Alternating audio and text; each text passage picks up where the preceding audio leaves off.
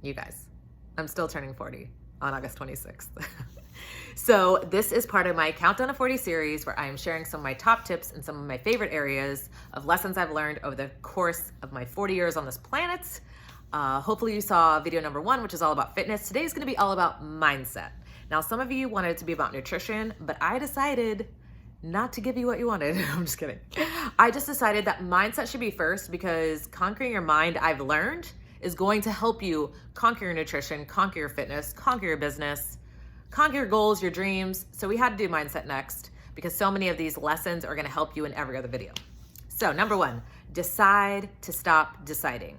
Now, I don't know about you, but I used to spend so much time and mental energy deciding, for example, when I was going to do my workout. If I was going to do my workout, what workout was I going to do?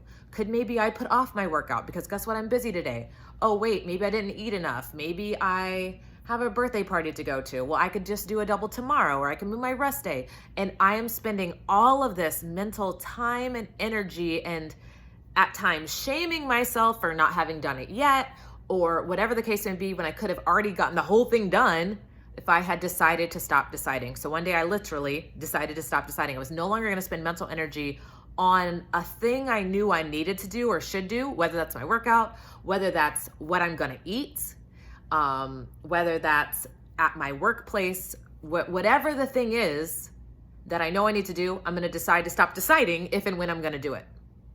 Just the time and energy, like I said, that I gained back by doing that was literally life-changing. Point number 2, stop stopping. If you've ever used the phrase that you have fallen off the wagon or that you are yo-yoing, my challenge to you is to literally burn the wagon because it's not real. There isn't a wagon. You're not on a wagon and you're not falling off and then hopping back on. There is no wagon unless you have a child, and then you probably shouldn't be on the wagon because it's designed for the child. The yo-yo, trash the yo-yo. Do people even buy yo-yos anymore? We have to stop stopping. And the second that you literally just stop stopping and recognize, okay, maybe I made a decision that wasn't perfectly aligned with my goals today, but I made that choice. You made that choice to eat that donut or to skip your workout. Enjoy the choice because you chose to make it, and tomorrow make a different choice. But take the pressure off of having to be on this invisible wagon or avoiding this dangerous yo-yo, and simply stop stopping and realize every single choice you make, every single day is what makes you you, and embrace those decisions. Number 3, what you focus on grows. This was so big for me, you guys, because I used to get really overwhelmed by things going wrong. And if what you focus on grows, then by focusing on what's going wrong is going to simply make more things go wrong. And this is going to be really tough for some of you, and you have to be really intentional on making sure that you are putting your thoughts in the right way, because it's not easy, especially if you've programmed your brain for 40 years to think negatively first about something, to all of a sudden switch is going to be something you have to be super intentional about. So like, for example, I remember I made this decision to think, to expect nothing in my life. I remember I was in high school. I was walking down this hallway. My high school had no windows. It was the most depressing place ever. I remember all the lockers. I hated high school. So just thinking about this makes me sick to my stomach. I was super quiet. And I remember just deciding that I was going to expect nothing out of life. So I was like, I thought this was great. So I'm like, if I expect nothing, then I'll never be disappointed. And that's what I wanted to do. I was literally building a wall of protection around myself. But what happens if you get what you expect? What happens if what you focus on grows? I was focusing on getting nothing out of life. I was focusing on never being disappointed, but also never, achieving anything. And I thought that was a great way to think. And then I realized once I got started as a coach and I started reading these books and expanding my mind, that if what I focus on grows, I have to focus on believing in the impossible and hoping that my dreams will come to life instead of shutting them down and making sure I don't have any so I'm not disappointed. This can change everything in your life. I want you to wake up every day and I want you to say, I expect great things today. I expect great things to happen to me. I am capable of anything. And since I started doing that a couple years ago, it's made all the difference. Just in my own happiness, because I want to still expect and hope for great things. Number 4, have no plan B. This is not common practice. I think a lot of people go into things, we have exit strategies, we kind of have a back door, we make sure we have an out. And when you approach something and you do not give yourself the opportunity to make a plan B, you approach it in a different way. You give it different energy. You commit in a different level when you know you cannot escape. And every single great thing I've done in my life and that I have really been blessed with, it's because I gave myself no plan B. It wasn't if this is going to work, it was this is going to work and I am going to die trying. So that would be point number 4. Point number 5, fluff fast. And so what do I mean by that? I used to not be a fluffer, you guys. I was a sweeper. What does that mean? I would sweep everything under the rug. It was kind of how I feel like I was kind of raised. I always wanted to be a perfectionist. I wanted things to be perfect. I didn't want people to see my flaws. I didn't want to have flaws. And I would make sure that I would bury them. But what happens when you bury things? Eventually you explode, right?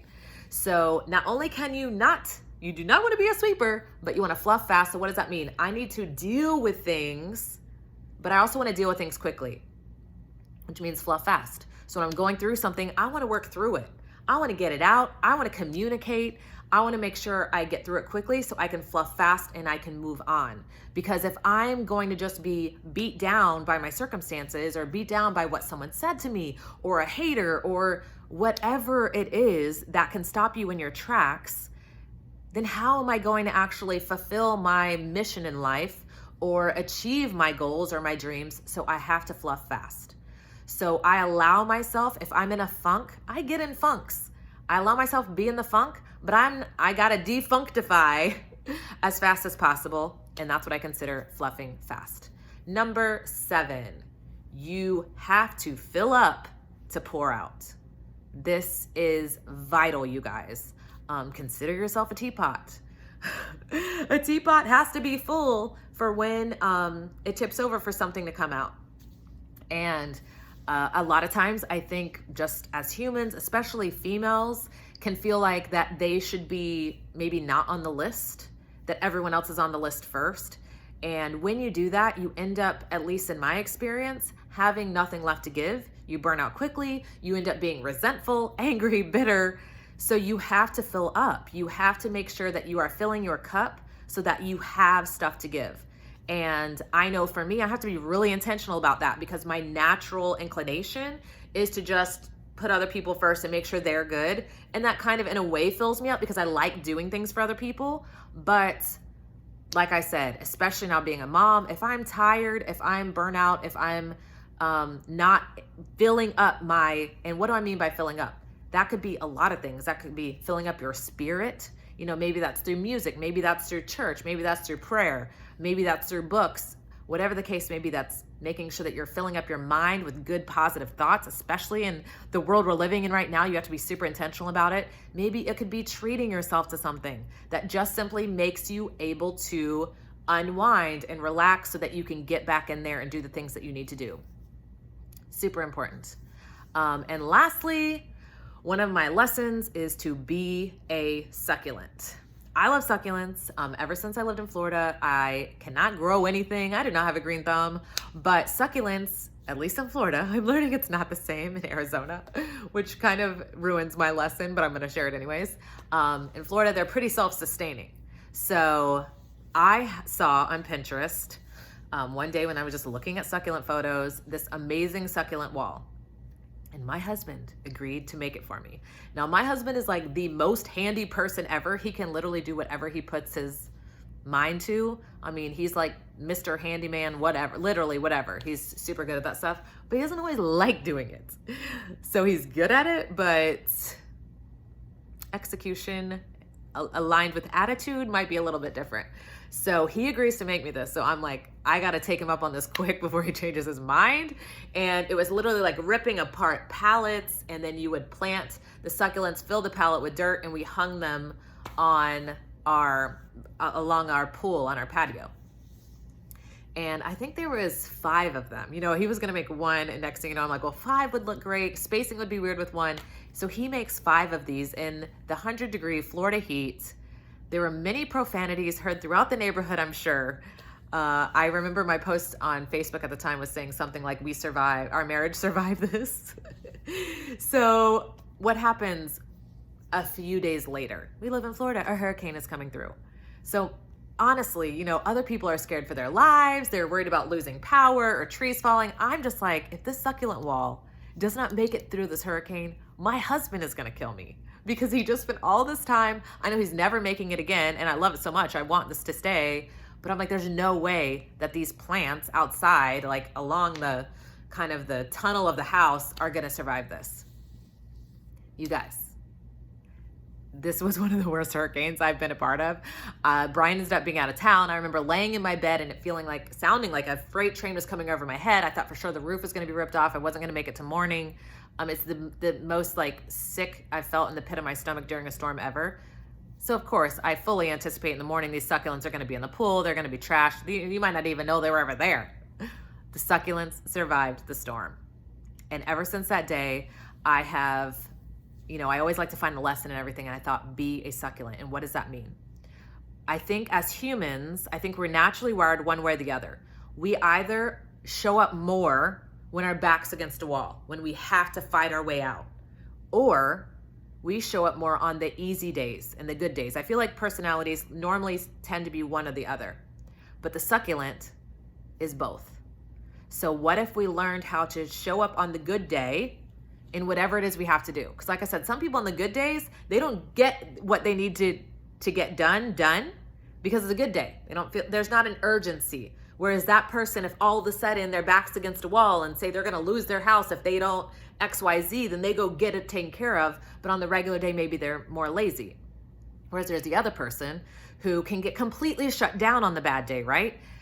When they're going through a struggle, instead of fighting their way out, they're the ones that go lay in the dark and they end up getting depressed and they're watching binge watching Netflix. And they're the friend you got to check on because you're like, you're disappearing on me.